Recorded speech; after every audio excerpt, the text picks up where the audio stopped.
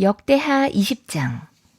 얼마 뒤에 모압 자손과 암몬 자손이 마온 사람들과 결탁하여 여호사밧에게 맞서서 싸움을 걸어왔다. 전령들이 와서 여호사밧에게 보고했다. 큰 부대가 사해 건너편 에돔에서 임금님을 치러 왔습니다. 그들은 이미 하사손 다말 곧 엔게디에 쳐들어왔습니다. 이에 놀란 여호사밧은 주님께서 인도하여 주실 것을 비는 기도를 드리고 온 유다 백성에게 금식령을 내렸다. 백성이 유다 각 성읍에서 예루살렘으로 모여 주님의 뜻을 찾았다. 여호사밧이 주님의 성전 세 뜰 앞에 모인 유다와 예루살렘 회중 가운데 서서 이렇게 기도했다. 주 우리 조상의 하나님, 주님은 하늘에 계시는 하나님이 아니십니까? 세계 만민의 모든 나라를 다스리는 분이 아니십니까? 권세와 능력이 주님께 있으니 아무도 주님께 맞설 사람이 없습니다.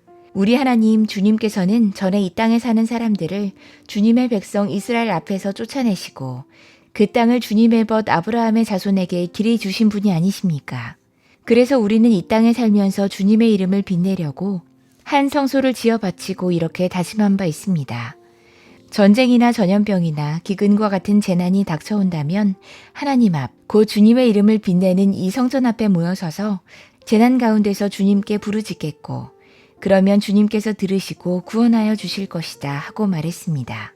이제 보십시오.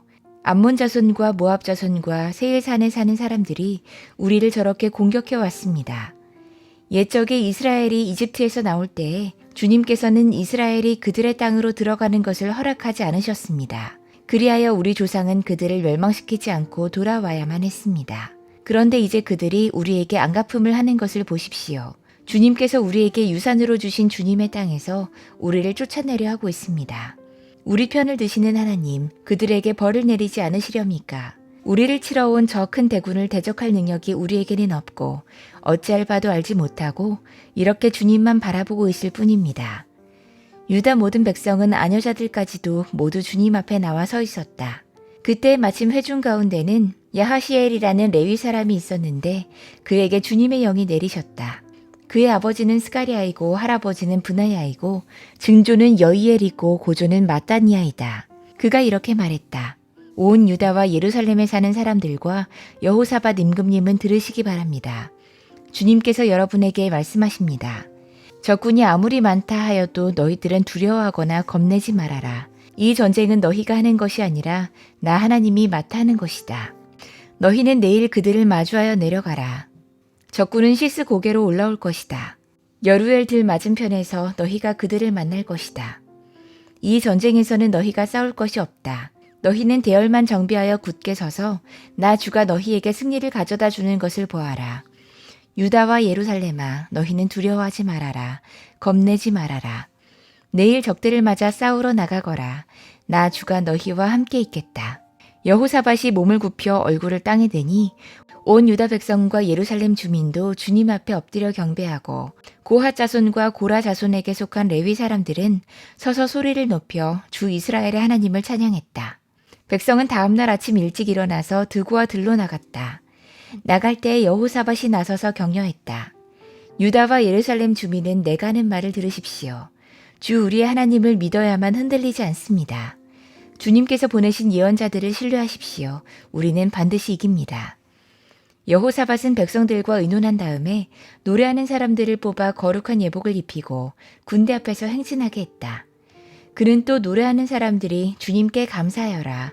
그의 인자하심이 영원하다 하면서 주님을 찬양하게 했다. 노래하는 사람들이 그렇게 노래를 부르니 주님께서 복병을 시켜서 유다를 치러 온 암몬 자손과 모압 자손과 세일산에서 온 사람들을 치게 하셔서 그들을 대파하셨다. 오히려 암몬 자손과 모압 자손이 짜게 되어서 세일산에서 온 사람들을 모조리 쳐 죽이는 것이 아닌가. 세일산에서 온 사람들을 쳐 죽인 다음에는 암몬 자손과 모압 자손이 서로 쳐 죽였다. 유다 사람들이 들판이 내려다 보이는 망대에 이르러서 보니 적군이 하나도 살아남지 못하고 모두 주검이 되어 땅에 엎어져 있었다. 여호사밧이 백성을 데리고 가서 전리품을 거두어 드렸다. 전리품 가운데는 상당히 많은 물건과 옷과 귀중품이 있었다. 그래서 각자가 마음껏 탈취하였는데 전리품이 너무 많아서 운반할 수가 없었다. 전리품이 이처럼 많아서 그것을 다 거두어 드리는 데에 사흘이나 걸렸다. 나흘째 되던 날에 그들은 브라가 골짜기에 모여서 거기서 주님을 찬양했다. 오늘날도 사람들은 그곳을 찬양, 브라가 골짜기라고 부른다. 유다와 예루살렘 모든 사람이 여호사밧을 앞세우고 기쁨에 넘쳐 예루살렘으로 개선했다. 이것은 주님께서 원수들을 쳐서 이겨서 유다 백성을 기쁘게 해주셨기 때문이다. 사람들은 검은고와 수금과 나팔을 합주하여 예루살렘에 이르러 주님의 성전으로 나아갔다. 이방 모든 나라가 주님께서 이스라엘의 원수들을 치셨다는 소문을 듣고 하나님을 두려워했다. 여호사밧이 다스리는 동안 나라가 태평했다. 하나님께서 사방으로 그에게 평안함을 주셨기 때문이다. 여호사밧은 유다의 왕이 되었을 때 35살이었다. 그는 예루살렘에서 25해 동안 다스렸다. 그의 어머니 아수바는 시리의 딸이다.